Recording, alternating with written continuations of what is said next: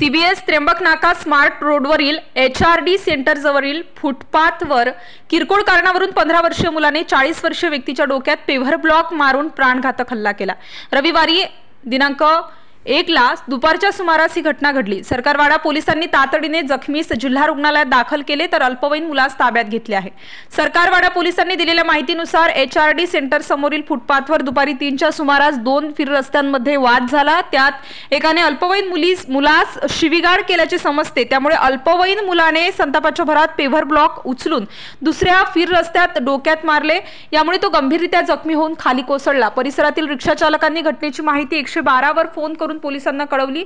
माहिती मिळताच सरकारवाडा पोलिसांसह गुन्हे शाखा युनिट 1 चे पोलीस पथक घटनास्थळी पोहोचले।